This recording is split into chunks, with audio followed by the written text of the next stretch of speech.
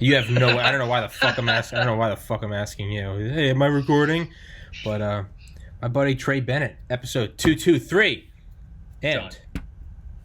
we were last time I remember you mentioning, or it might have even been when we talked online, like Reddit or something.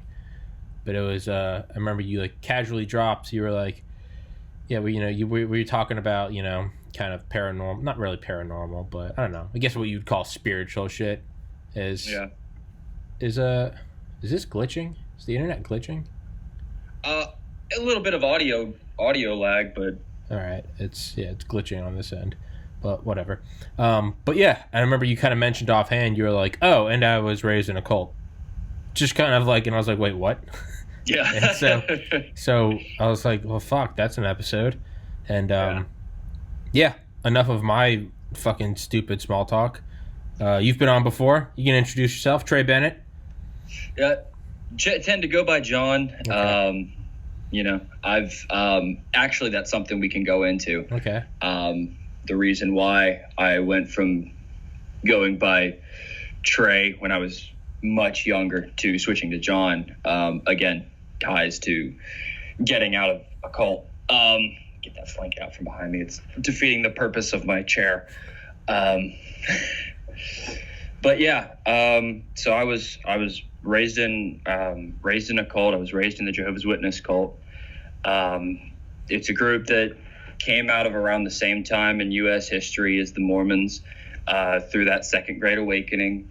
That started with some dude who decided that, hey, let's look at the Bible just as the Bible without any other input.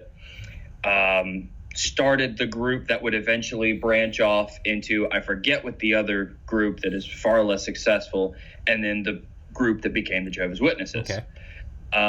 That guy decided, I want to be the top dog now, did some ridiculous shit to like put down the name of the other guy, to the point where growing beards is looked down upon, if not like against their aspects of their belief. Yeah. Like you can't hold higher positions in the organization with a beard. Yeah. Because the first guy had a fucking badass beard to like here. Yeah. And the second guy knew that other people were growing beards to imitate him and said, all right, no more beards. Okay. Kind of like so, Hitler. yeah. Kind of like Hitler ruining toothbrush mustache. Almost. Yeah. Yes. Very similar thing. Yeah. To some extent. Yeah. Yeah. Absolutely.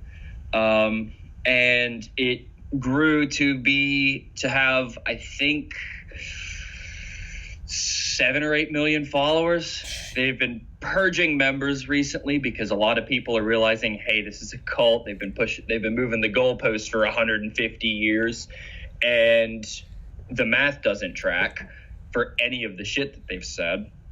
Also, they've been under investigation through numerous government organizations, most recently the Australian Royal Commission, into their handling of child abuse and child sex abuse in the organization as a whole. It would make the Catholic Church blush the way they handle that shit. Like, it's really messed up. The Australian Royal Commission was basically, hey, these are charitable organizations, which, again, not a charity. They do nothing charitable. They don't give money to help anybody. No, there's none of that. Okay. The only reason they're a charitable organization is because they're a religion. Mm-hmm. But that's a later on down the line. Sure. And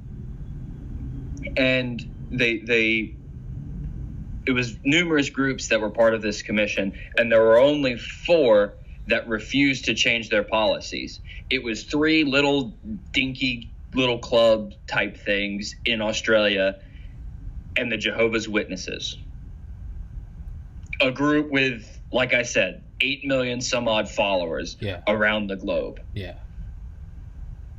And what is it exactly that they so like the Catholic Church, if I can recall correctly, it's they cover their own asses by moving child abusers, pedophiles. I don't know why I'm trying to sanitize it. Pedophiles, guys who fucked kids. They move them by moving them to different church or to different, I guess, what would the correct term be? I don't know. Congregations. I don't know. Different churches, basically. Different physical churches. They moved them around. Parishes, I think is what it is in the Catholic Church. Yes, parishes. Something like that. Moved them around so as not to taint the image of the church as a whole. It would just, we got rid of him, don't worry about him. And as long as he's out, the parish is like, whatever, he's gone. And the new parish has no idea. Hey, just new priest coming in, whatever. Yeah. So it's actually, there are certain aspects of it that are very similar to that. The way they handle it is very much like that. Okay. Again, refusing to inform authorities. They go a step further where they have something called the two witness rule that has caught them a lot of flack and they've only doubled down on. Mm-hmm.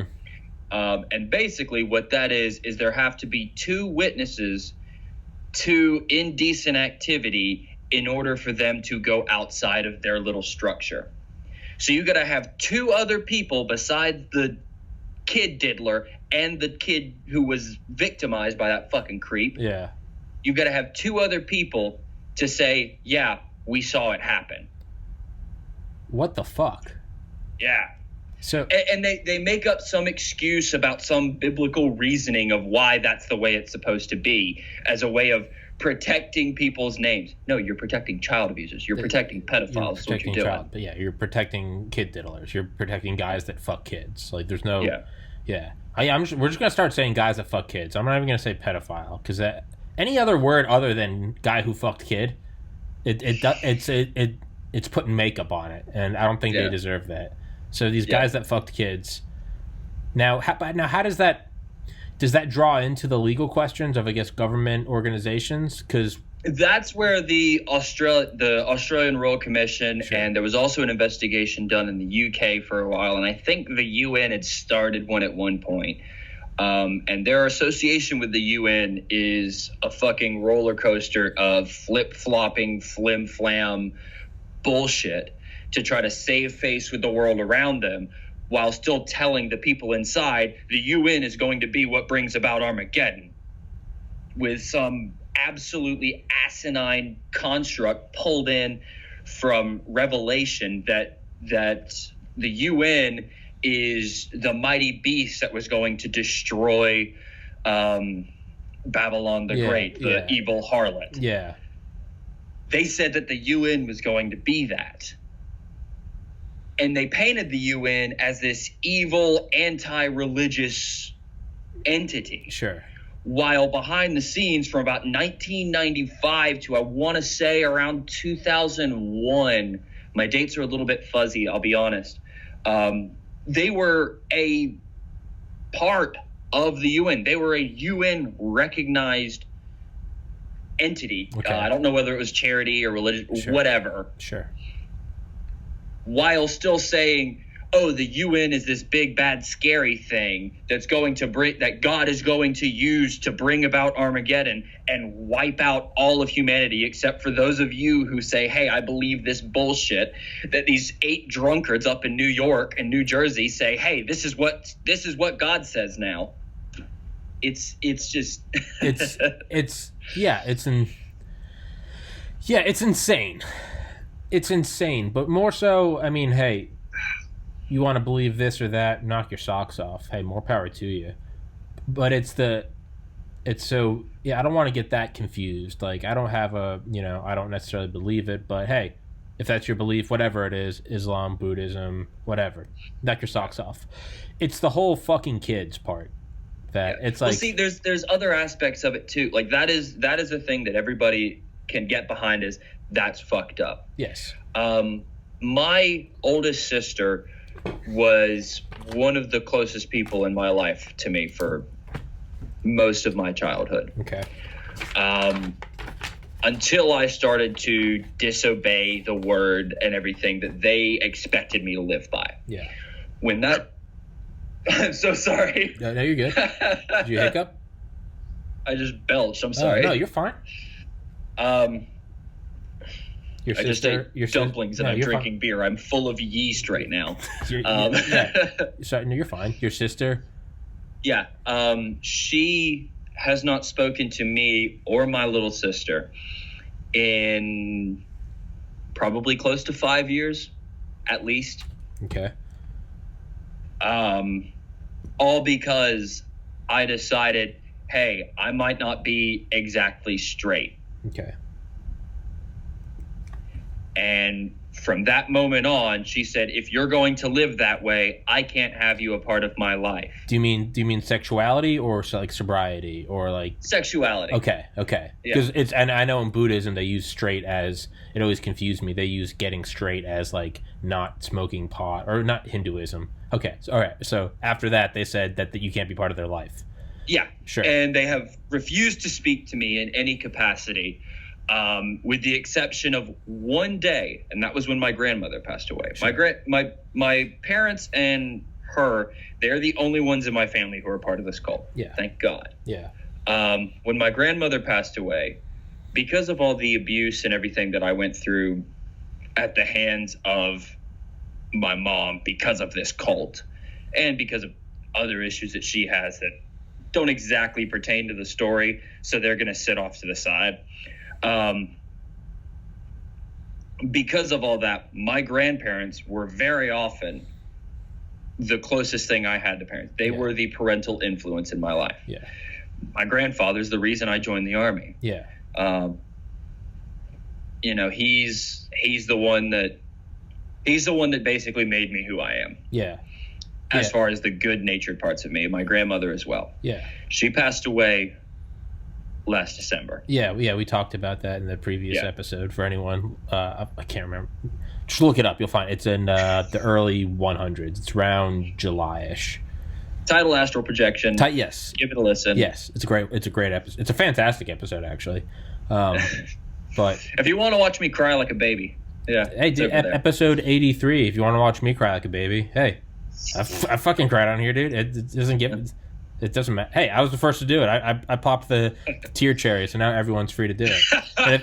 And if anyone has a problem with it, they can fuck right off, unsubscribe, go away, all right? Because this is, hey, crying's just as natural as laughing. We just do one and open. And yeah, crying is absolutely healthy. You know who doesn't cry? Psychopaths, okay? Yeah. Yeah. But yeah, no, it's absolutely healthy. Yeah. So at her funeral, at my grandmother's funeral, this woman who had not spoken to me in like 4 years at that point comes up, tries to pat me on my shoulder, tries to pretend like she cares about me. Your mom. No, my sister. Sorry. Okay. Sorry. Yeah. Sorry. After not speaking to me, not a word to me for 4 years. Yeah.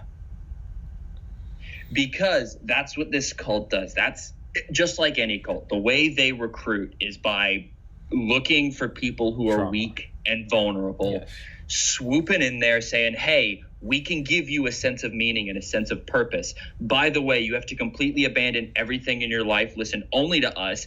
Anything you hear bad about us is apostate material, and it's dangerous, and you shouldn't believe it. They're trying to sully the good name of Jehovah God, blah, blah, blah, blah, blah. Yeah. You know, I don't know how much you know about Scientology, but it's very similar to the Scientology SP, the suppressive persons, or whatever the fuck they call it.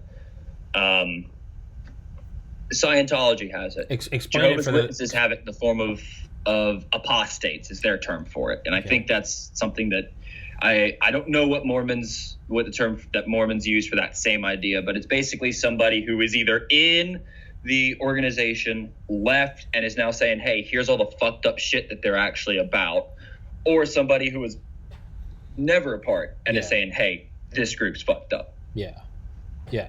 And it's, so those people are, so they just tell you that is, so that person is sacrilegious, that person's the devil, don't give them the time they're of day. Being used by the devil, whatever. Okay. Shit, if my parents watch this podcast, I may never speak to them again. Okay. They may never want to talk to me again. But you know what? If they're going to put that fucking cult above their own family, that's their loss, not mine. Yes, absolutely. 100%. It's, anything other, it's people doing shit like that is, I mean, it's often, I've had another guy on here, I think it was episode 23, Philip Bass, who was in a cult by accident. He was in New Dawn, DAHN, and in like Seattle in like the 90s or something. But is that one of those Eastern philosophy, like Buddhism-esque type. But it's hilarious because like he accidentally joined it and like actually didn't know. He was just going to do yoga. And if you watch this episode with him, because when I remember before I had him on, I was like, I was just thinking in my mind, I was like, how the fuck do you accidentally join? I'm still friends with him. We still text, like you and I text. He's been on here a couple times. And as you get to know him, you're like, oh, this guy actually just kind of like, just wrong place, wrong time. And next thing he knew was just kind of like, hold up, I'm in a cult. And it was just like, but yeah, it was just like, fuck this. But I remember asking him, I remember what he said, his point of me saying that is, he's like, it's often easy to look at hypothetically and be like, I would never get sucked into a cult. Or if I was part of one, I would say, fuck you and walk away. He's like, they don't look you in the eyes and say, we're in a cult and we're manipulating you. A manipulative, controlling person, their ability to be manipulative and controlling is by acting like they are not manipulative and controlling. I wouldn't do that, man. That's fun. I bet some people would, but, I wouldn't do that. Why don't you come to Mass? We'll talk this over. That's the person.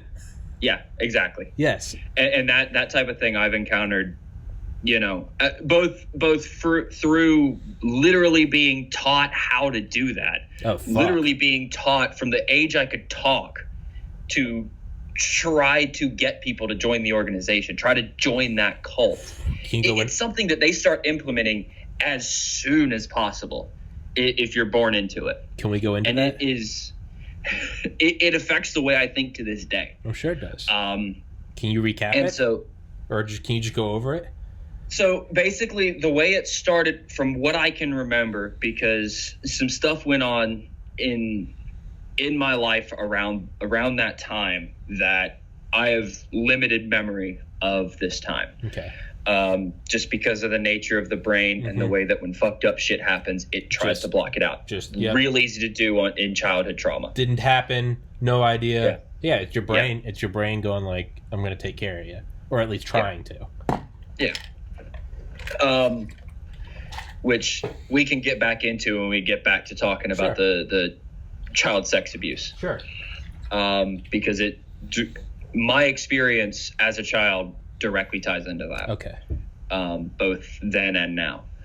But going back to the earliest I can remember, they have tracks. They're basically just these little brochures, basically, that give you a basic little anecdote, very similar to just about anything you'll see from any of these proselytizing churches. For more information and for a Bible study, call da-da-da-da-da or go to wherever. Same shit that they all do. And in little kids, they start teaching you to go and knock on randos' doors and say, I'd like to leave this with you. Literally using children as, this is an adorable thing. How can you say no to a kid?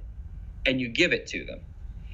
And if they're not home, you fold it up a little more and put it in their door so that they have to take it and have to see it. Yeah. And that is something that continued up into, that is part of what they do. That is part of their recruiting tactics, is that going out and putting it in the doors, in that door-to-door work that Jehovah's Witnesses are infamous for.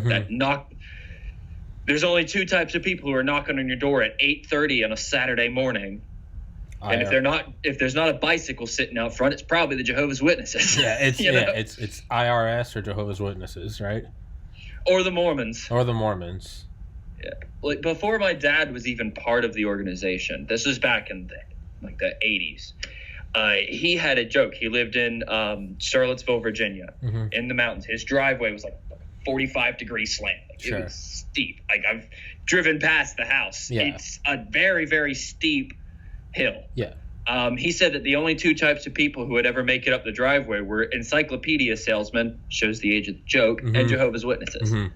So this is something that goes back even then. Okay.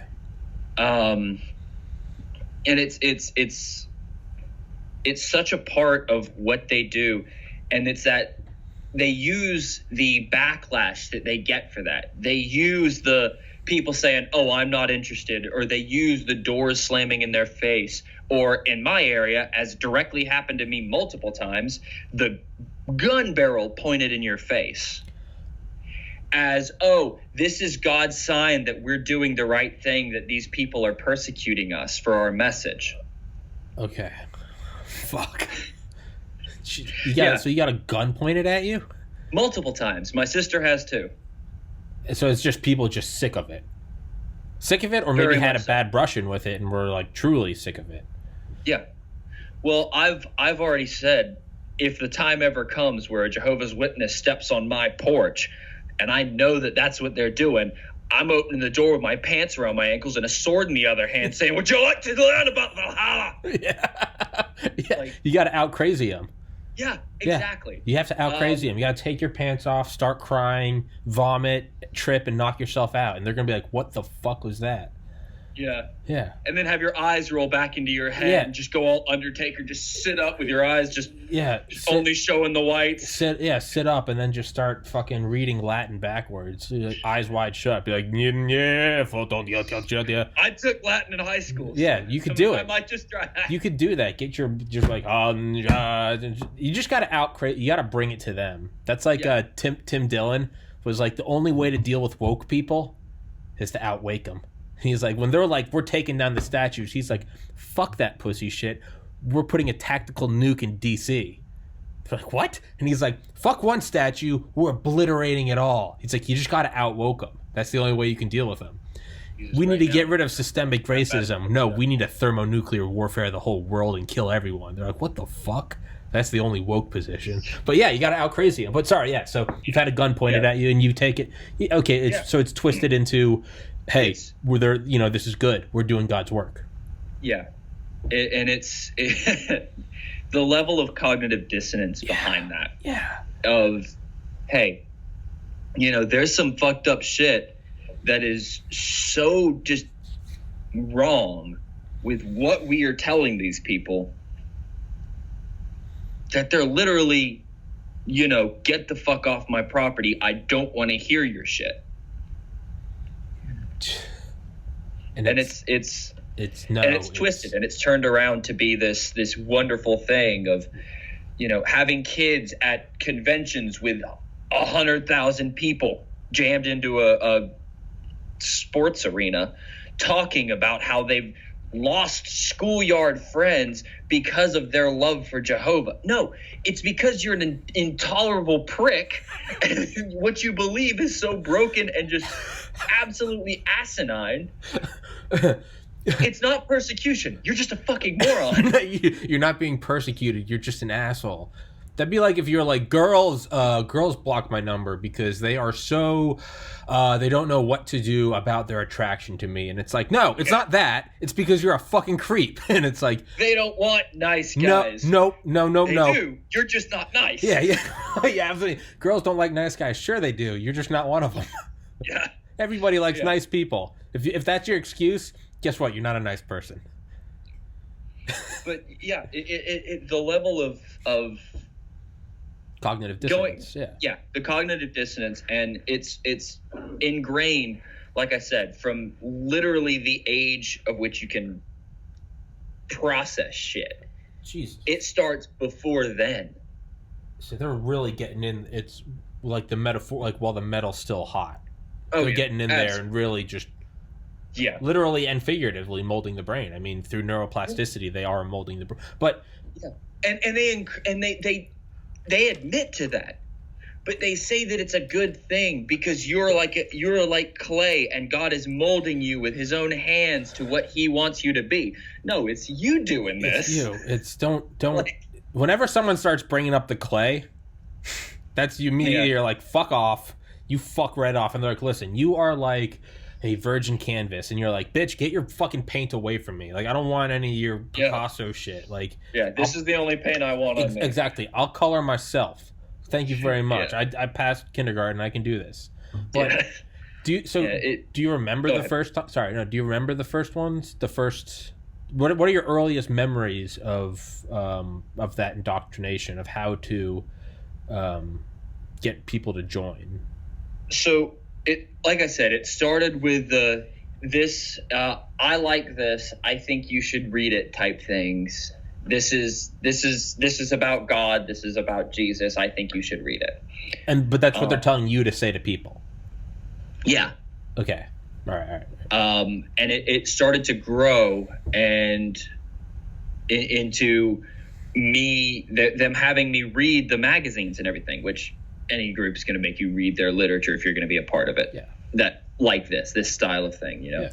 tying it back into like Mormonism and Scientology. Like I've looked into and pretended that I'm interested in these groups a few times just to see the similarities of how they go about.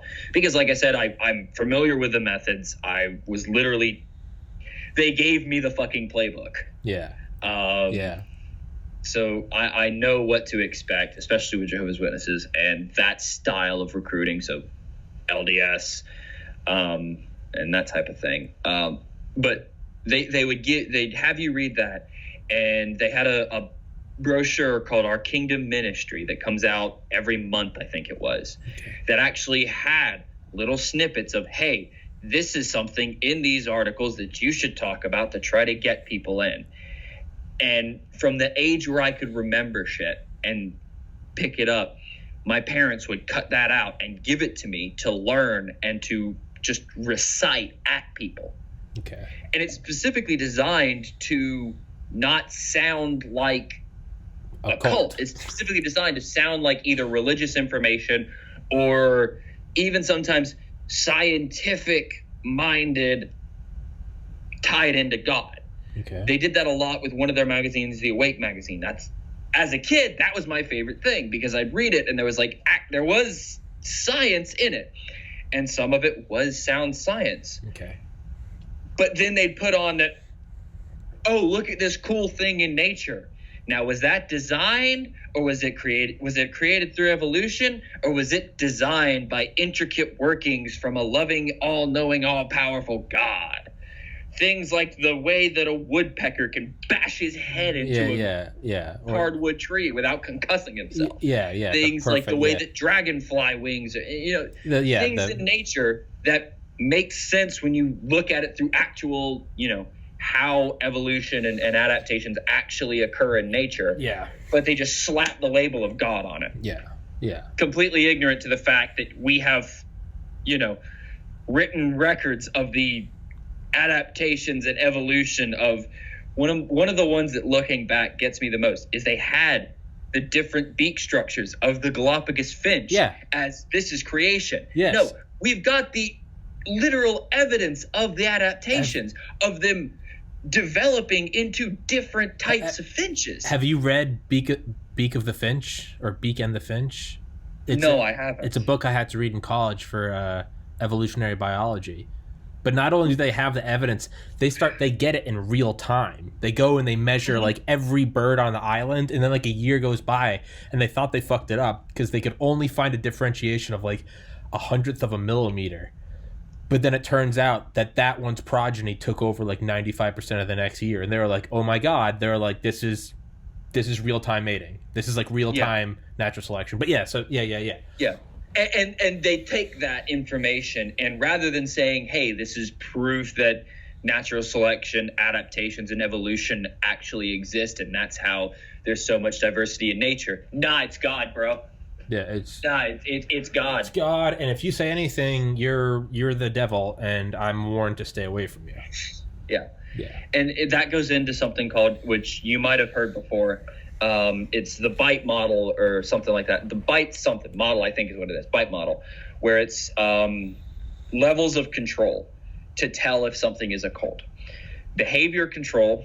They control how you behave. You have to be straight. You have to be clean shaven. You must not have premarital sex. You can't smoke. You can only drink like once a month or whatever, but it's frowned upon. You can't smoke. You can't take any drugs. You're supposed to go in service at least once a week, and we will record the hours and who you talk to and how you talk to them and how many Bible studies you have, how many people you're bringing into the organization, and we will shame you if you're not doing enough. Subtly, not blatantly, but we're going to subtly maybe you should, try to get in the field service some more, and, maybe go in service with some of the pioneers who can really tell you, give you good advice about how to better your work in the field service. Yeah. It's ridiculous. It's insane that they go through all this shit. But second nature to them. Yeah. They don't see anything wrong with it. They're not, yeah. It's like when you really learn a language, which I never did, but I took German, and I still had to think about German. But I remember my brother took Spanish and actually lived in like South America, and he was like, you get to a point where you no longer are thinking in your head, how do I say this? You just start to do it. It sounds like that's what they're doing with their cult enforcement and reinforcement. It's no longer like, okay, let's hit them with the 1-2. It's just, it gets to a point where they're like, oh, you haven't been to service. Yeah, you haven't been. Why haven't you been going in service? You haven't. You've gotten 3 hours of field service time in the past month. There were 5-6 Saturdays in this month. What came up that prevented you from going in service? And whatever excuse you gave was looked down on. You were talked about and gossiped about if you showed up to the meetings and right when they started and left right when they ended without talking to anybody. They gossiped. Oh, did you see that so and so brother Pimo left right after the end of the meeting? He didn't stay to socialize. I wonder what's going on. Like, it constant. Some Gestapo shit. No, seriously, it really is. And that's that behavior control. It's subtle and it's so insidious that you don't even notice it's happening until you look back and see, holy shit, this has been going on this whole time. Or it's things like, so that's B, bite model, I, information control. Like I was saying earlier, any information about the organization, the only trusted source is jw.org. Okay. Anything else is apostate material. Anything else, if it doesn't come directly from the organization, you can't trust it as credible information about anything. Okay. Mostly specifically to the organization, but about anything that they are even remotely involved with, unless it comes from the organization, you are not supposed to trust it. And it's so much to the point that, like I said, if my parents saw that I'm talking bad about this organization in this way and talking about, the information that went on inside and the way that it's actually being handled by outside organizations, they won't ever talk to me anymore. Nobody that I grew up with, none of my friends from my childhood have I spoken to in 5 years at least. Jesus. So it's just shut you out. They don't let no dissent. Could excise the cancer. Yeah, absolutely. So the question has to be asked, then how do people get out, such as yourself? I got lucky. I had my grandparents. Yeah. I owe my getting out to my grandfather. Shout out Trish. I was in a very dark place in my life. I had tried to kill myself more times than I could count at this point. Sure. I was to the point where I could not handle any more of the bullshit, that information control, the thought control. Everything was just too much. I was thinking that there was something wrong with me because I didn't feel perfectly aligned to the biological sex I was born to. I didn't feel perfectly aligned to the sexual orientation I was expected to follow. Sure. And I didn't feel that the stuff I was going and spending 40 hours a month or more telling other people, I didn't feel like I believed a single fucking word of it. Okay. And so for 4 weeks, I was in a psychiatric hospital, basically. Sure. I was in a hospital. Sure. Trying to figure this shit out. Sure. The doctors had said, look, it's your parents that are fucking you up so bad. We're going to stop any communication. We're not going to allow your parents around you because we can't directly do that without you saying, but this is the healthiest course of action. Mm-hmm. They are the problem here. What do you think? I said, okay, yeah. My grandfather comes to visit me like a week before Christmas. I'm going to pause here for a moment and say something I might have said in the last one. Up until that point, I had never seen him cry, ever. The only time I'd ever heard that he had cried was when his mother passed away. Sure. I'd never seen him cry. Sure.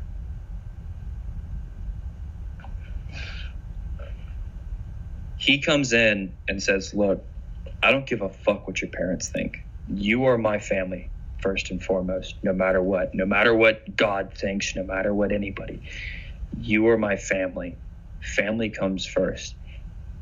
I want you to come home with me.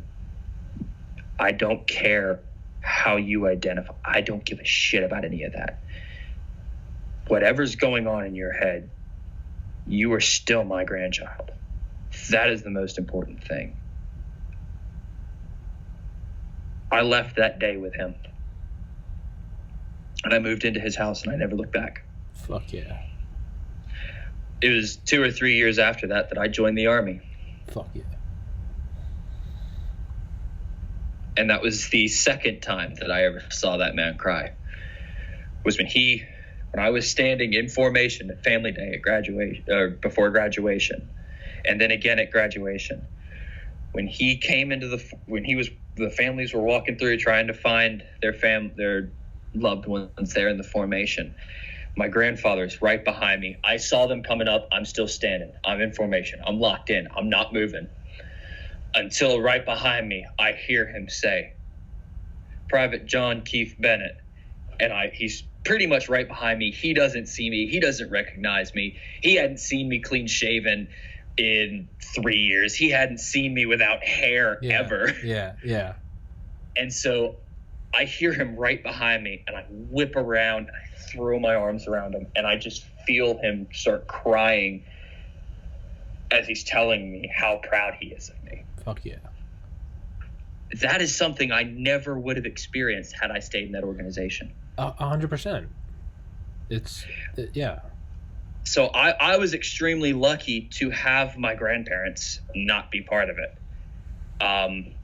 So many people don't have the luxury of having direct family who is not a part. Yeah. So often, or if they do, they're absolutely in no contact with them whatsoever.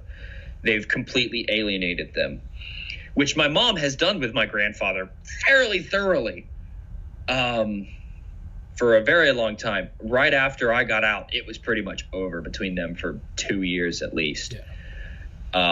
They wouldn't speak a word to them. It wasn't until my grandmother's health started failing that my parents actually started changing their tune a little bit. Sure. As far as my grandfather goes. Sure. But so many people who are in that organization don't have that option. Especially people who are born in, it's usually their parents and their grandparents. If you're, second or third generation in it, your family and that organization is all you have. Yeah. As far as I had lucked out, I had been kind of drifting away for a while. I had a double life, which is something they massively dissuade against, obviously. That goes into that behavior control and everything like that. The emotional control as well. That whole aspect of the bite model, leading a double life, is completely against, which was good for me because I had friends. Mm-hmm. I had my grandparents still. And so I was able to get out, I want to say fairly unscathed for leaving a cult. I'll put it that way. Yeah. But there's still hundreds of people that were part of my life who I haven't seen or spoken to in over half a decade. Yeah. Because of my leaving that organization. And for some people, that's the end of the road. They don't have the options. They don't have anybody outside. I was lucky to have that. Yeah. And my younger sister and I were so close that I was able to, and my grandparents as well, we were all able to be there for her when she started questioning her own sexuality and questioning the beliefs herself, because she knew from a younger age than I was that she was not perfectly straight. And we both did the same thing. We massively overcorrected and said, oh, we have to go in whole hog because God will help us fight these wicked temptations. When we finally realized, no, all this bullshit that they're shoving down our throat is not right. That's not love. Yeah. We were able to get out. Yeah. And I was already out. I was able to be there and say, look, come on. I welcome you. I get it. I was there. I know exactly what it feels like. Yeah.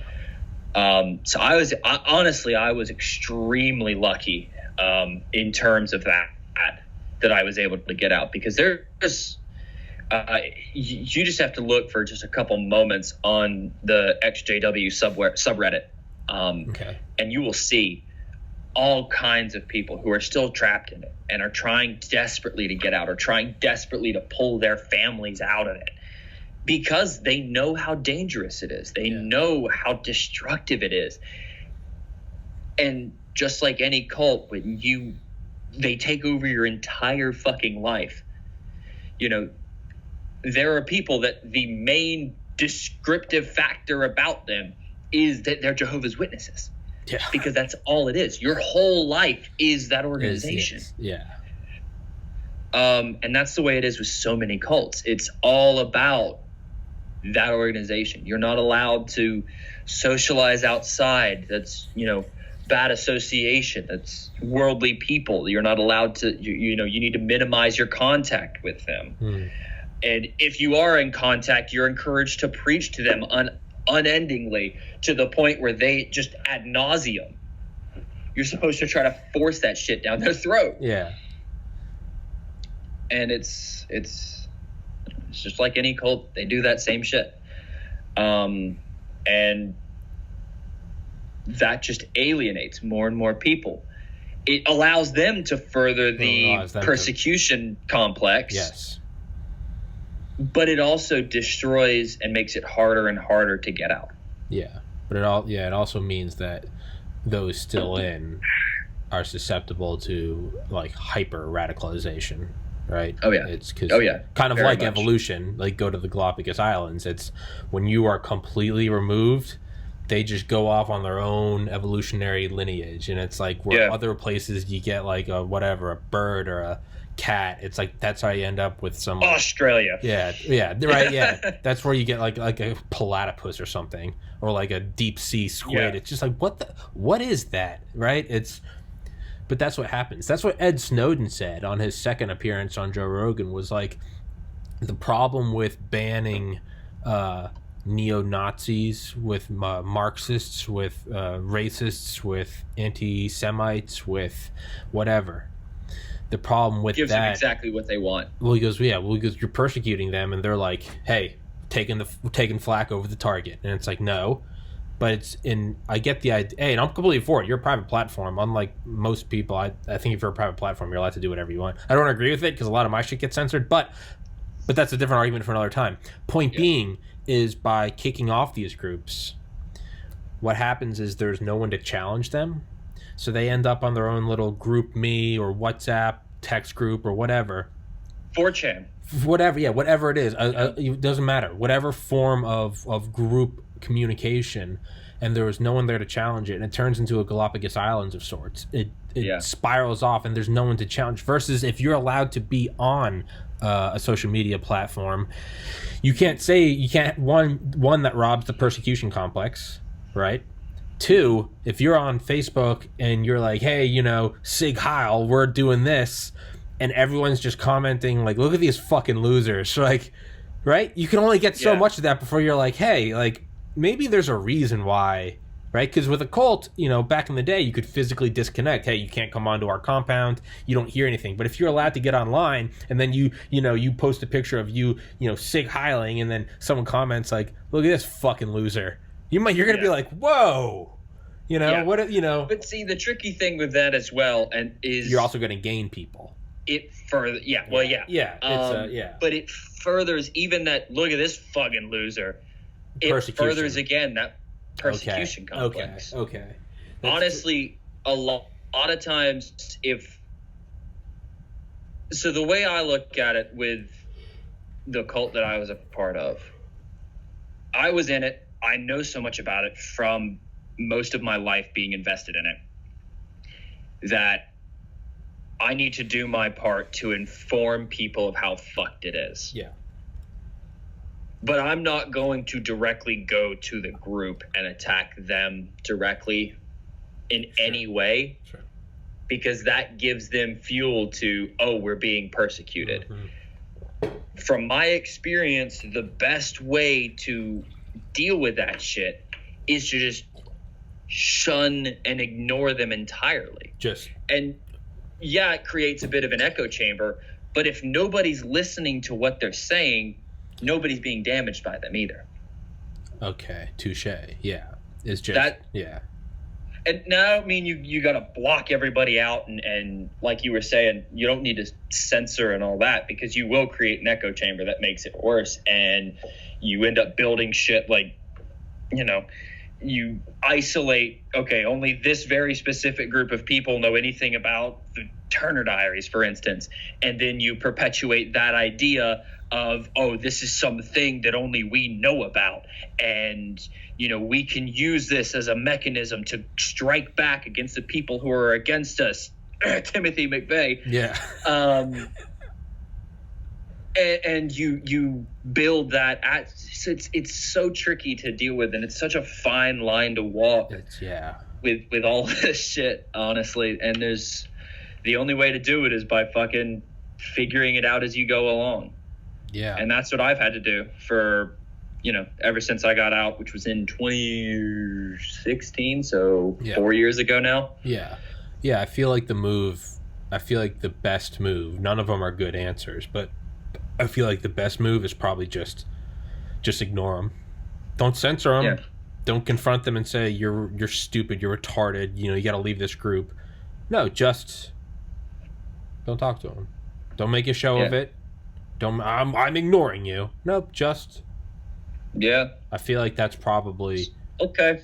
All right, bud. Gotcha. Whatever you want to say. Yep. All It's like that Buddhist teaching how to deal with like negative people, and it's like just no reaction whatsoever, and eventually they'll start to be a little confused, because it's like throwing a rock down a well and it doesn't make a noise. They throw this thing at you and you're just like, okay, and they're like, where's the reaction? It's just like, nope. There's just. I feel like that's probably the least damaging thing, if there can be a good answer. Now, let's start speculating wildly for the sake of it's my podcast, and we can do whatever the fuck we want. Yeah. Do you think that there are, like, armed groups? Because I know Scientology, I know they have, like, internal prisons, and based on nothing but a video game, Far Cry 5, which is by the way, you should fucking play. Yeah, it's on my list. The whole Far Cry series is on my list. No, you skip the first 4. Go to 5. It's about cults in Middle America. It is fantastic. At what time frame? It's like 2018, 2019. Oh, okay. It is, dude. It is. I was gonna say, because if it's 200 years ago, guess what? It's the Mormons and the Jehovah's Witnesses. Nope. That's it is exactly the time they came out. They're all. Well, actually, no, they came out of New York. Yeah, no, they're all preppers. It's great. They're all preppers, and they have it's everything you're talking about, but they're also armed to the fucking teeth. So speculating wildly and based on no facts whatsoever, but whatever. Kind of an Om Shinrikyo type thing. Yeah. Do you think that they have any like Branch Davidian style, like, they're ready to rock and then get burnt to a crisp by the ATF? But I digress. Do you think that they're... Yeah. Oh, we can go down the Branch Davidian rabbit hole if you want to. I've got some opinions on the fucking Branch Davidians. I love Bill Hicks's bit on them. Brief tangent. No, go for it, dude. All of their weapons were registered and legally purchased. Their main source of income was trading firearms at legal gun shows. The ATF had no business there. No, everything was done legal, even to the point of him changing his name to David Koresh. He did through the legal route. Yeah. There was no reason, and the only reason that the ATF came up with for going in was the child abuse, which the ATF has no jurisdiction over. Yeah, that's another. Fucking it up directly led to the fucking Oklahoma City bombing, and It's that's like a tricky one because that's a tricky one because if you go into it, people are like, oh, so you're defending this cult, and you're like, no, it's you have to like separate it as like a Second Amendment issue, but it's it's another one of those like beautifully you have to respect your enemy. It's a beautifully woven thing where they made it so where if you defend it or question what happened at Waco, it's that you are a pro cult and not necessarily anti infringing on the Second Amendment, right? It's hey, you're they weave it beautifully, right?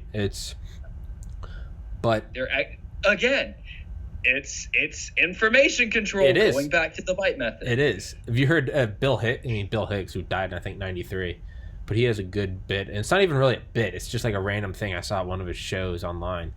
But he's like, know what we learned from the Branch Davidians?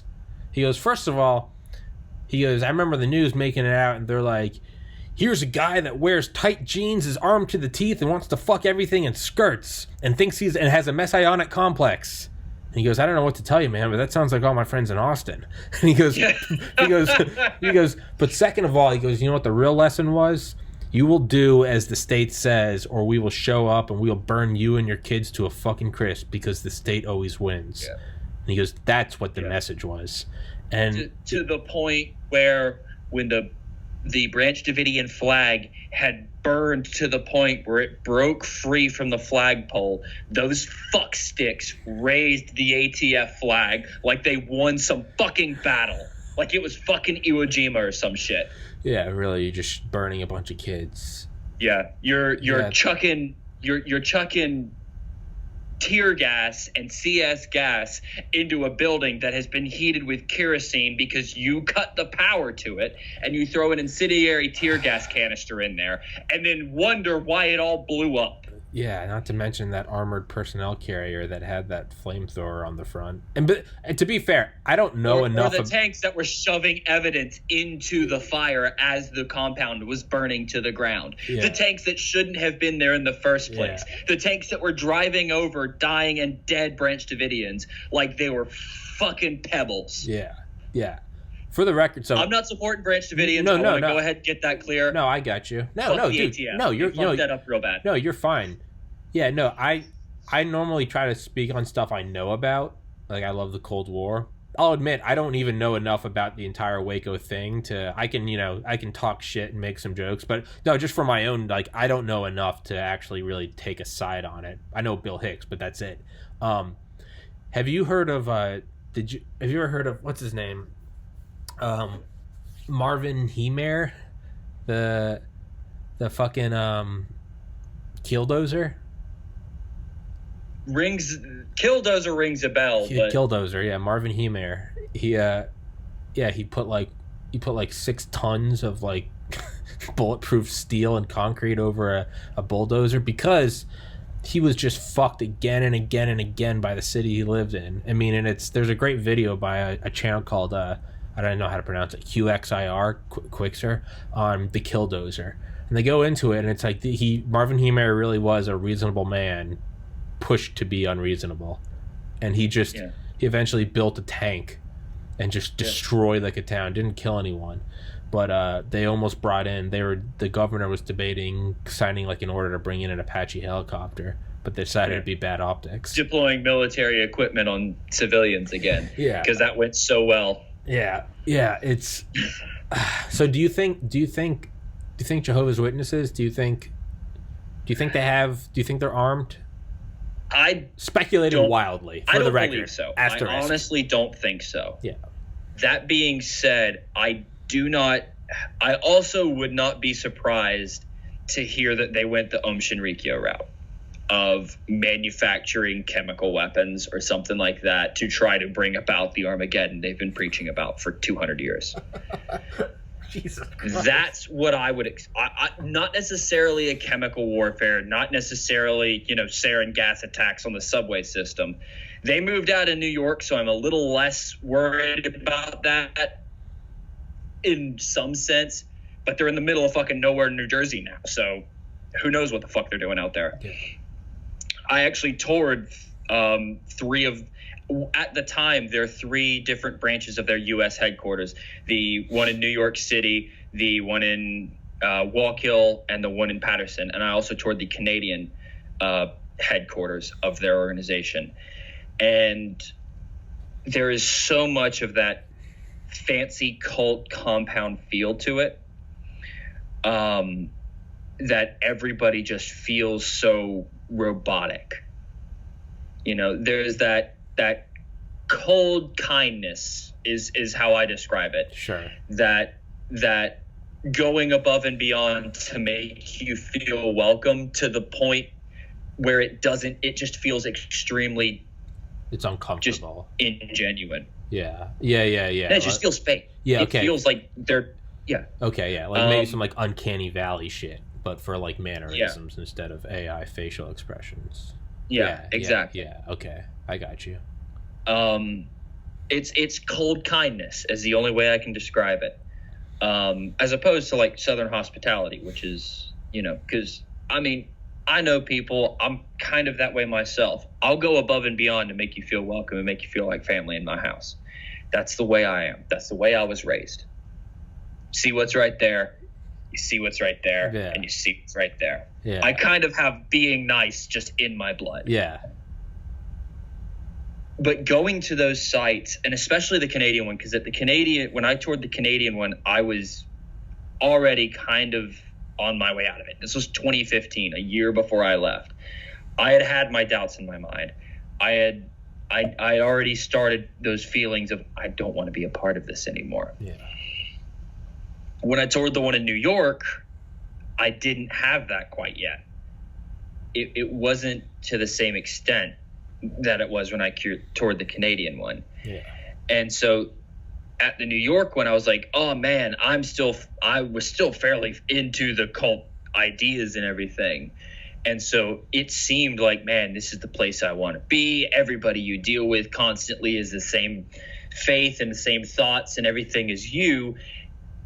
Then going and touring the Canadian one a year before I left, already kind of out of that a little bit, I got a lot more of that, wait a minute, this is too good to be true. This feels extremely unsettling.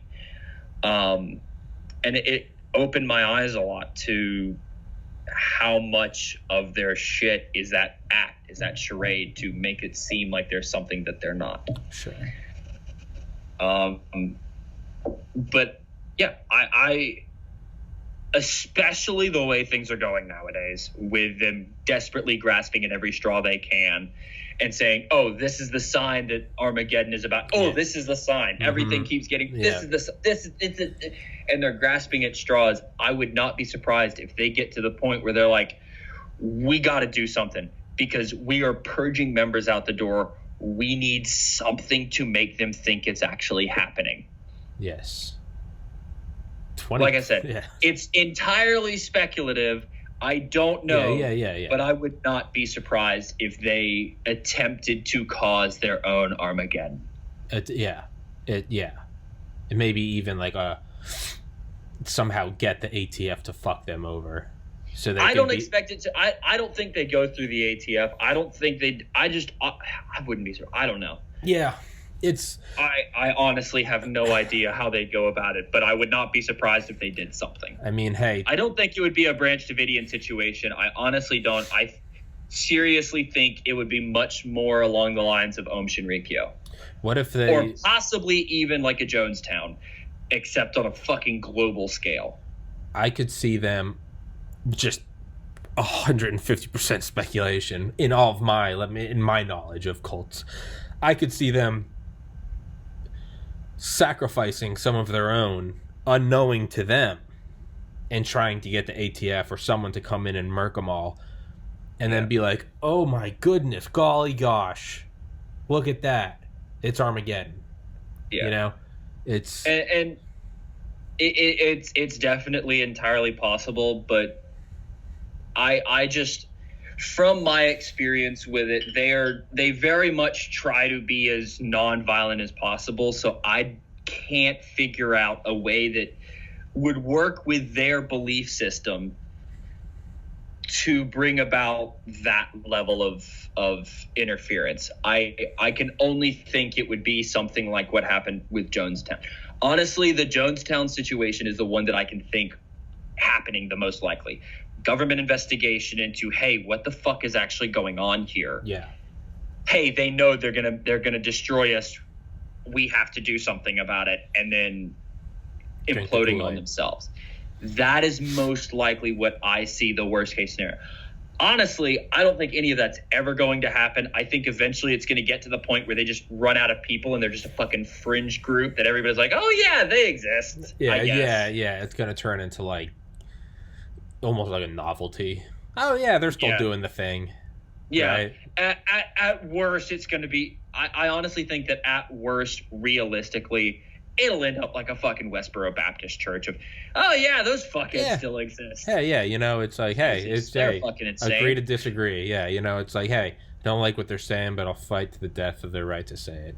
Right? It's just like, hey, you're not saying some horrible shit, but I mean, goddamn, if there's anyone out there really protecting First Amendment, it's Westboro Baptist, right? I mean, good Lord. I mean, that is going to be taken out of context years down the road. Yeah.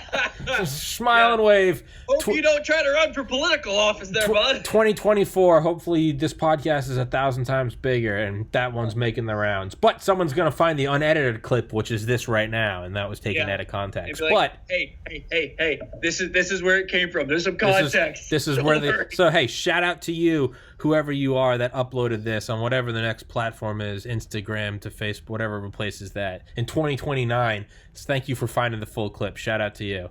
But all those cults, they love hey, Westboro Baptist white supremacist Thomas Kerrigan on an old podcast has resurfaced as he and another white male in front of an American flag talked about the wonders of Westboro Baptist and how they hope for the weaponization. Oh, look, one of them has a Gadsden flag behind them. That means they're a white supremacist. Look at the tattoos and the beard. It's hey, look at that, blue eyes. My God Almighty! And then they're gonna go back and they're gonna clip out the Sig Heil. Yeah. hey, man, it's fuck it. You know what? No such thing as bad PR. So I'll let that run for 48 hours in the news cycle, and then I'll lawyer up. But all those cults, they love. As long as the soundbite they take from me is "fuck the ATF," I'll be happy. Hey, oh yeah, you gotta get it. You gotta get it in all. Fuck the ATF, Timothy McVeigh, Westboro. Yeah, and someone's gonna. You're not even gonna need to splice shit in 10 years. It's gonna be all deep fakes. Point being, is that 2020? Way off topic. 2020 is delivering the apocalypse to all these groups that have just been pining for it for decades. 2020 this should be recruitment numbers of these should be record highs for these groups. But here's why I think the Jehovah's Witnesses aren't doing that. Okay. They can't meet. And I think that's what the reason it is for a lot of these cults and everything. They can't come together. They can't go door to door and shove their beliefs down your throat. Because you're COVID. Exactly. The very thing that they were saying, oh, wait, this is going to be the sign of the end. They can't. It's you dissolving. You can't go about and say it.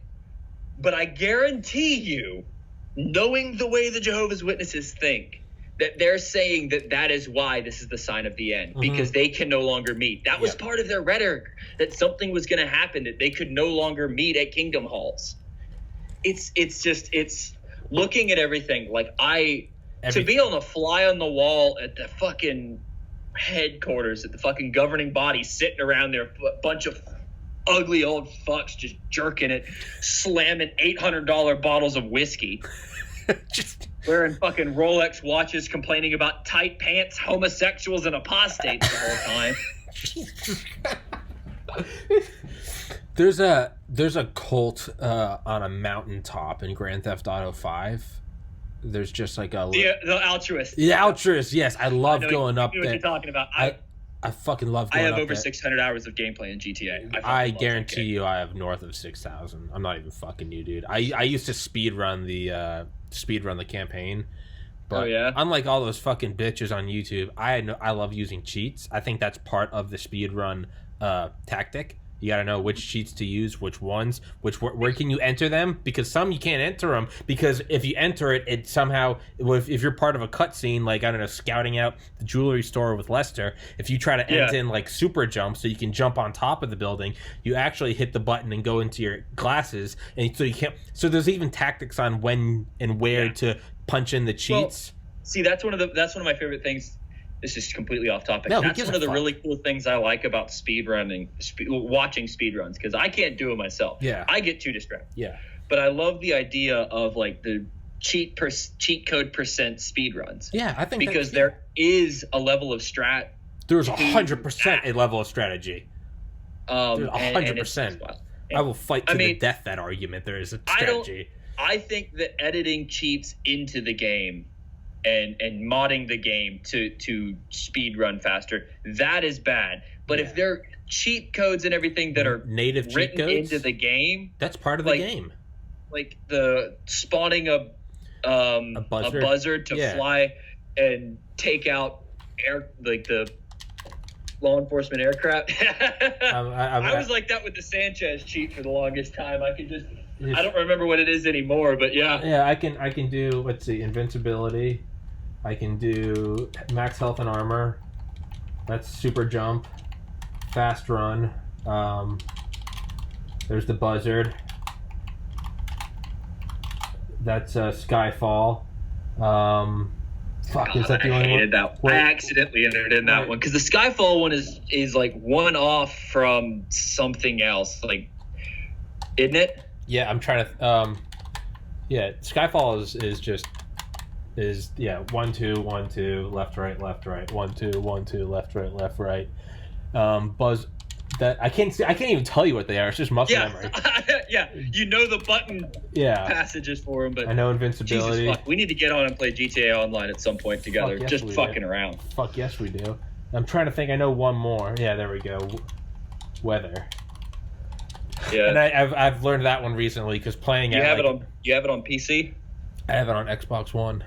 Oh shit. Yeah, I use it to I listen to like audiobooks to like prep for like authors that I have on here, and because I'm ADD as fuck, what I do is I just listen to audiobooks, but I mute Grand Theft Auto, and so I'll just go into like director mode or something.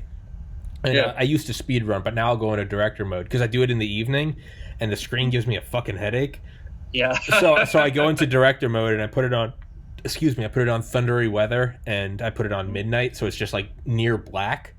Turn on invincibility and I'll just do stupid shit. Like I love going on and just seeing like how many headshots in a row I can get or crazy shit. Have you ever done like the bike? This is something I never learned. Is like the way the physics engine is set up is the bottom of the motorcycles. Mm-hmm. It has its own gravitational force pulls down at I think like 1 meter per second squared as opposed to gravity 9.81, and it's so that when you go off, it's because without it somehow it's somehow less processing intensive to just like not model the bike a certain way and kind of quote unquote glue it to the ground as opposed to actually trying to model it correctly. It's some weird shortcut they took, but it allows you to like soar across the map. Well, yeah, I never knew that, and I've been playing since 2013. I never knew this until like a couple months ago. That if you get enough speed going and you pull back, you can actually cancel out the downward. But if you keep going straight, I mean, I've got it to where I just circling the map. You can get going faster than the fighter jet, dude. You can get booking. It's awesome. I've never done that myself because most of the time when I get in to just fuck around and waste time, I just get a fast car and zip around the map. I figured out that on the Sanchez you can get from the southernmost accessible point on the map, which is this tiny little corner of the fencing at Los Santos International Airport. You can get from there to the northernmost point of the map, which is the very tip up in Paleto Bay. You can get all the way there on a Sanchez in following roads up until you don't have roads, about 7 minutes. Okay. And that's your favorite, is just to do that? Just to try to speed run that?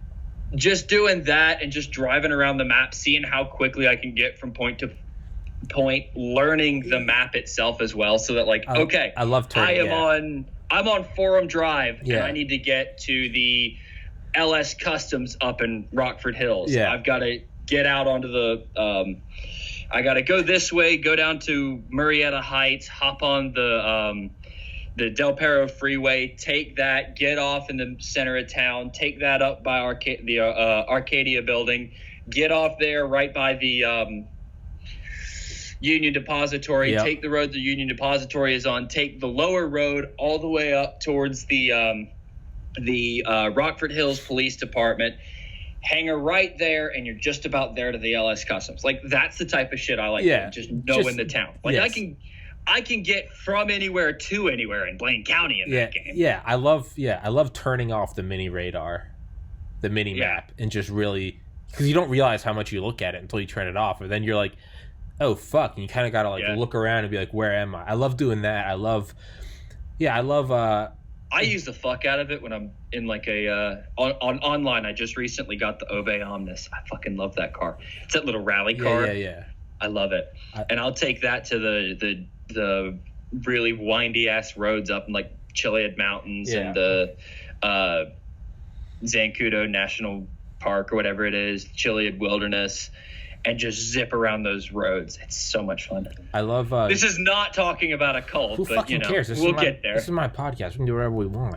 There's you can get like the super ramp in director mode, which is like, I mean, it's like 60 degrees, and it's mean, it's legitimately like the height of like Mays Bank. And so you can go up there. I loved going up, and then you can build your own ramps. I would build my own ramps that would be, I mean, taller than Mount Chiliad. Just like 60 degrees, and I would go into director mode. I would turn off traffic and pedestrian, so it's just me. So I'd fly up with a buzzard. Actually, I would get in the fighter jet. I'd get in the what was it, P997 laser or whatever it is. Is that the mill one, or is that the training one? No, not the. I think that's the mill one. Training one's the Bezra, right? Yeah. That's right. Yeah. Or the Bezra, whichever. Yeah. I'd vertical it, and I'd park on top, and then I'd spawn the barracks.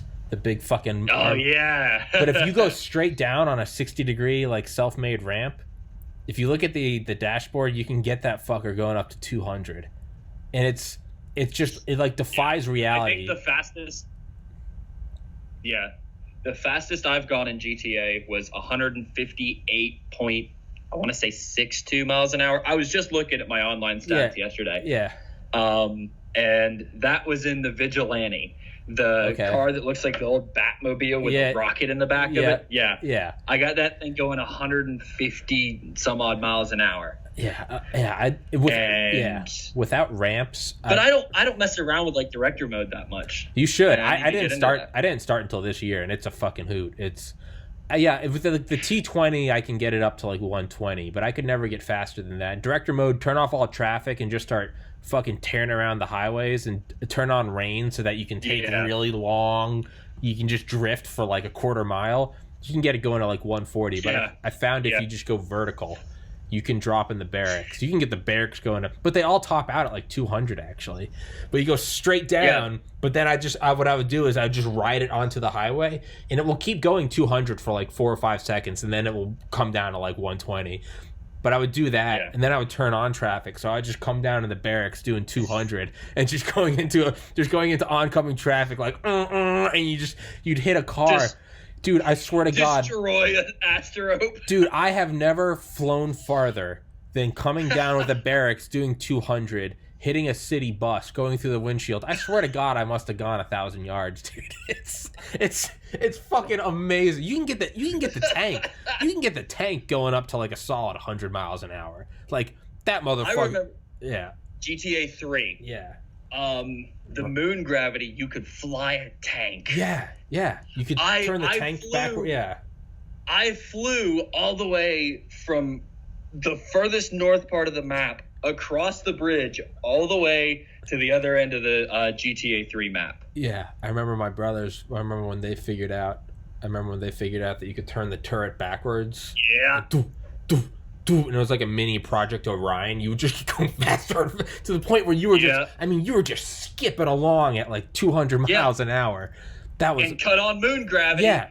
Do you remember? Hit a bit of a jump and you're gone. Do you remember flying cars from, I think, San Andreas? That might have been GTA 3, actually. The flying cars cheat. You didn't even have to hit anything. You'd be driving along, and you could just pull up as if you were flying a plane, and it would just, you just take That must have been San Andreas, because it was really the only two things I ever got to fly in 3 was I actually got good at flying the Dodo. Yeah. And the Rhino. I was better at flying the Rhino than I was the plane. Dude, you should fuck around with. I'm telling you, man. It sounds stupid. The motorcycle. I'm telling you, you should try flying around with it because it's more difficult than you think. Oh, and like you can't do a hard turn because you'll lose all your momentum and then fall like a rock. But I mean, if you can get it going, you can do like flybys as if you were a fighter jet. I would go by and just like. I would buzz like the military base while in my bike, and you'd hear like as they'd start shooting they'd start shooting missiles at you.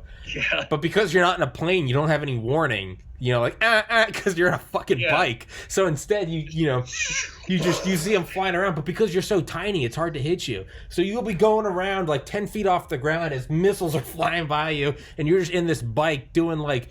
7/10 of like Mach or the speed of sound. It's just, it's fucking great. That and getting in there and trying to land. I love trying to land the 747 or the Hercules. Yeah, I love trying to land those in the tiniest spots. Not even like. Have you set one down on the top of the Maze Bank building? I can get the Bezra on top, and one time I got the Miljet, but it was all fucked up. I don't think it really counted. It was like kind of on fire. But I cannot get the 747 or the Hercules. Well, the problem with those is I can't get them in the game. Like I can't get them and like land them in my own thing. I always get killed. So I can't spawn them. So all the other shit, if you own it, you can spawn it in director mode just like that. So if you break the Bezra, you just beep, hit it again, and you get a new one. But with the 747, online, if you can buy both of those online if you just grind a little bit to make money, and you can use those in director mode. I am philosophically opposed to going online because I feel like that's why there's no GTA 6. Plus, I played online a little bit in 2016, and I got hyper addicted in like a week. And I was like, I got to cut this off now. This is like heroin. More power to you if you can, but I cannot. So it's see, I've got enough other shit going on in my life. I don't have time to get addicted. Yeah. See, I'm dangerous like that, but I can't. I can land the Miljet vertical on the side of Maze. I have not done that. I can do that and not break it. I can go and land vertical and turn off the engines, and I have it. It's like, I look like fucking Spider-Man. I'm just on the side of it. I'm just like hugging it. And then what you can do is you can like get back in. You can like close the landing gear and then open them again, and it gives you like a bump, and you fall off like you're like synchronized diving. And you like fall, and then you gotta hit the engine to try to take off again. Yeah, I try to do some like weird shit. Yeah, but fuck, we've gone way off into the weeds. But this is absolutely not what we were talking about. I don't give a fuck. It was fantastic, but we're coming up on 75 minutes, and I gotta do some more shit. So let's wrap this bitch up. Okay. Hey man, thanks for the episode. Thanks again. It was a beautiful ending. I love chatting about Grand Theft Auto. I'm so happy someone else plays. Yeah, most people they just kind of look at me and their eyes glass over. I'm glad that you know the actual names and vehicles. Yeah, another thing to do. Like I said, I know fucking street names and shit. Dude, get those. I love getting the Zentorno, matte black it all, and then I put off-road tires on it. It's the Batmobile. Oh my god, that's a sexy bitch. Yeah. I like putting whenever I get it matte black with either red or orange lights. Matte on the stripes. What about do you ever do all black with like red lights on the bottom?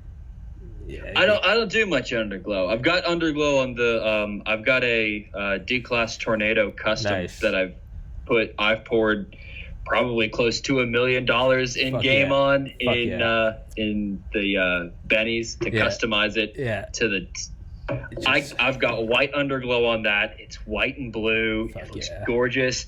And yesterday I was in playing around, and I put $275,000 into putting the best hydraulic system in that thing. I can almost get that thing vertical bouncing it on hydraulics. Fuck yeah. It's awesome. Fuck yeah. I love the Tornado. I love going in and I make like a 1950s like what I imagine like an FBI car. I go like shiny black, big chrome fenders, big fat tires, no tints. Drive out to Chile and pretend you're investigating the Roswell crash. Yeah. Some of them you put no tint. Have you ever got the Roosevelt? Yeah. I did. Yeah, I love that one. I love making like an FDR. Yeah. I've got the Z class. Yeah, Z-Type. Z-Type, that's it. I've got the Z-Type in story mode. Nice. I've got it shiny black with red accent. Ooh. I made one and I made it the Trumpmobile in 2016. I had the Z-Class and I made it all gold with money tires and everything was perfect, the perfect disgusting gold. And it was just because it's the car company is Truffade. So on the back it's just got a big T. Yeah. I made the Trumpmobile. It was just this golden goose. It was the gaudiest thing. It could do like 110, 120, but it's just like urine gold, but perfect. And it's last thing. Yeah, I wish that they let you mod out everything. I wish that you could mod out like city buses and cop cars and riot gear. I wish I could do a lot of the off-road mods and shit like that. Yeah. I wish I could lift shit rather than just dropping the suspension. Yeah. Because I've got one of the Vapid Staniers. Yeah. The in-game version of a Crown Vic. Uh-huh. Which the Crown Vic IRL is one of my fucking dream cars. Mm-hmm. I want it so bad. Fuck yeah. So I've got one of those white, black off-road tires, and I'll take that thing up a hill in a minute. Fuck yeah. I've driven that thing up to the top of Chile more than once. Fuck yeah. But I wish I could just mod the hell out of that to off-road, like put the shit that you can put on like the Rumpo and the Sand King XL on that. Yeah. The Sand King lifted up is a fucking beast. Oh yeah. That thing towers over everything. Oh yeah. You get the sand. Even lowered it still. Even lowered it's when you go all the way down to I think it's with competition. Is it race or competition? That's the lowest. Competition. Even at that, it's still the tallest thing on the road. Yeah. Unless somebody's driving around in an off-road Rumpo. Yeah, fuck that. Yeah. Or the Dubsta 6x6. Yeah. Well, no. Even the Dubsta 6x6 lifted or at maximum is lower than the Sand King at competition. There might be a GTA purist out there who's saying that's false, but I've compared them. Somebody in the comments will correct us. I've compared them. Yeah, I've compared them because I always have the whenever I play this, I have all my like imagined lives. I'm like, this is like my business car. This is like it's just me playing a game, but fuck it, that's the beauty of escaping. I always get the. Sorry if I'm keeping you, by the way. I get really excited about Grand Theft Auto. It's fine. I love it. I'm actually, after we finish this, I'm going to let a friend know. We're going to hop in online and just fuck around. Fucking right. Driving around, like I said, just driving around San Andreas. I love, I don't even, like, shooting and shit's fun, but I love just, like, really, really modding a car to exactly what I want. The Enos Windsor, that one, shiny black with a chrome grille. Oh, yeah. Lower that one. But some of them... What is is it the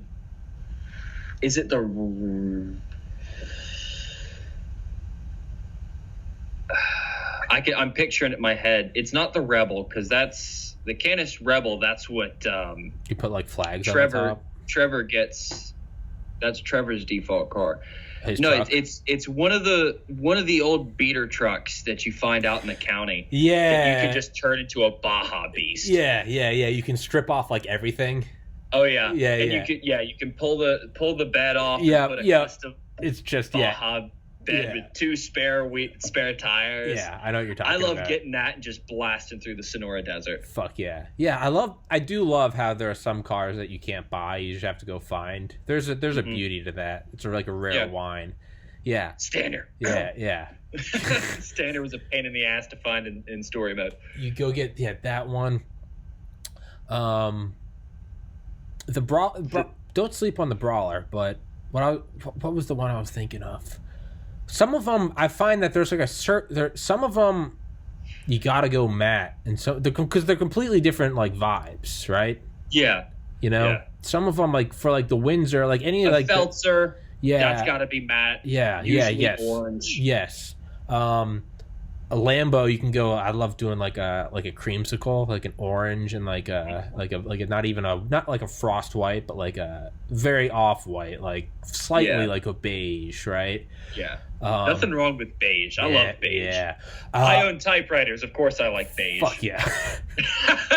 What's like the Hummer knockoff, the Patriot or the Mammoth? The Mammoth Patriot. Yeah. Yeah, the Mammoth Patriot. You do that one. You do that one with black windows, black tires. No, what I do is I do that one like the army green. I do matte green, make it like a nice army vehicle. Yeah.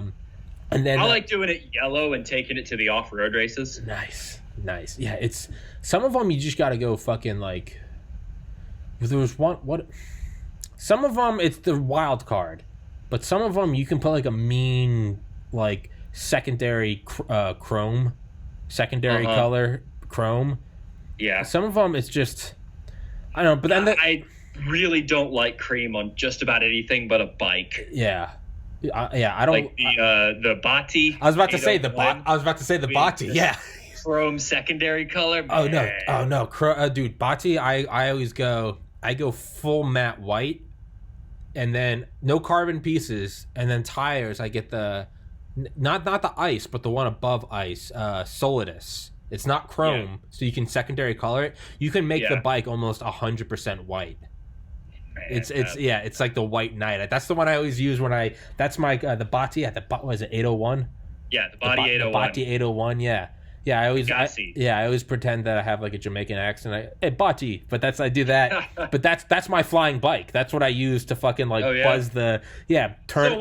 So wait, you say it in a Jamaican accent. So now I have the idea. Now my brain just pictures you just soaring through the air, listening to Blue Arc. Yeah, just Bati. Move, just the bike flying. Oh, and the tanks will shoot at you if you get low enough. The tanks will shoot at you, and it's dude. You really skim down. You can hit like a soldier with like the back tire. You're pushing like 250, dude. You'll go flying. Just that. Vanishes. Just vanish in a red cloud. Yeah, but if you're not paying attention, sometimes you'll be like changing the camera to like see, and you'll turn around, and it's very rare because you're a tiny bike. But sometimes you'll like turn around, and there's just like a millisecond of just like terror as you see the face of a 747, and you're like 6 miles up. You just see like, you just done. But you'll blow up the 747. You'll shear its wing clean off. But the their flight plans. Yeah, the Bati. Thought you were going to Jamaica. Not today. Not today, motherfucker. We're going to hell. What's the bottom of the Alamo Sea? The Vindicator. I love the Vindicator. I do that all matte black. The Vindicator is like the $600,000 bike. Yeah, it's huge. It's not as fast though. No, it's not. But it's smooth. I love taking it. I went on like a bike kick like a couple weeks ago. I went on a bike kick of trying out all the different bikes, and I did that online with all the off-road bikes. Yeah. The one of them has like the best acceleration. It's not the fastest. I think it's the Akuma. Yeah, it's the Akuma. That fucking that's great for like inner city because you're constantly stopping and going. And I love running from the cops on a bike because you can hit alleys and shit. Yes. Right, and it's also there's a certain thrill because things that you'll be able to go over fine in a car will just fucking ice you on a bike. Flying. That's why, dude. I swear to God, Grand Theft Auto over the years, this Liberty City, San Andreas, over like the last decade and a half of gaming, I have no intention to ever get on a motorcycle because I'm like I have played so many tens of thousands of hours of Grand Theft Auto. And I know from everything, no matter what, Get on a bike, you're fucked, because a bike, and if you try to go reckless on a bike, it's game over. Yeah. That's why I don't think I'll ever own a bike. It's from Grand Theft Auto. It's. See, I want a bike in real life. Oh, it's not. I will get one at some point. No. I want to get an old Indian. Fuck that, not for me. That shit terrifies me. Because I have every mindset of just like hitting curbs, like just running from the cops. But, yeah. Well, see, I also don't plan on running from the cops in real life on a motorcycle. That's true, but when you never know. Yeah, when the Jehovah's Witnesses start chasing you down with their henchmen, you might need to be running, right? Yeah. Yeah. So I was going to say last thing. JW Secret Police. Exactly. I do wish that you could mod two final things, and then we'll wrap this up. I wish you could mod emergency vehicles. Yeah. I wish you EMS could go with mods on a cop car. Yes. Oh my god, I would love if you could get the what the fuck is the Noose not Cavalcade. It's I have no idea what the Noose vehicle is. It's like, but it's a black Suburban. Yeah. I would love to get that motherfucker jacked up with sirens and everything. That would be awesome. Yeah, off-road. And also I've got a cop horn on my Stanier. Yeah. And I wish you could do bulletproof windows. I hate when you get like a fucking fresh new car and the cops start shooting at you and it's, the bulletproof windows, sure, you got armor, sure, but then just all the windows are shattered. That's some gay shit. Yeah. Lastly, I wish you could mod out aircraft. I know you can in online, right? Yeah. I don't know. I don't own any aircraft on online yet. I wish you could in Story. I wish you could mod out, get a luxury jet, but put in some like afterburners. Oh man, that'd be awesome. Right? You just really go big pimpin' billionaire, because those billionaires have got to have like afterburners on their shit in case shit hits the fan. Oh yeah. Fuck. Oh yeah. All right, man. Let's wrap this bitch up. Up. Till next time.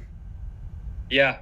All right, big guy. We don't know what the next topic will be, but I hope to be back on again. You will be. I like talking to you, man. We have a good time. All right. But all right, man. Stay safe. God bless. Dude, and maybe next time we'll be ranting about the Branch Davidians. Maybe. Do whatever we want, man. I don't give a shit. I'll do some research. Yeah, get some research. Prepare a presentation. Let's do a Branch Davidian episode. All right. Let's do it. I'm pretty slammed for the next about 2 weeks, but I'm free anytime after that, mid-November to late November. I'll find out when I got research. This next couple months are going to be rough for me. They're just around the time that I lost my grandmother. So I got through some shit with the family and all that. I got you, man. Gotta grow. Gotta deal with that grief. I mean, like I said, I don't give a fuck. We can touch up again in January. I don't give a fuck. This isn't going anywhere. All right, big dog. Peace. See ya, man. Later, buddy. Take it easy. Good talking, man.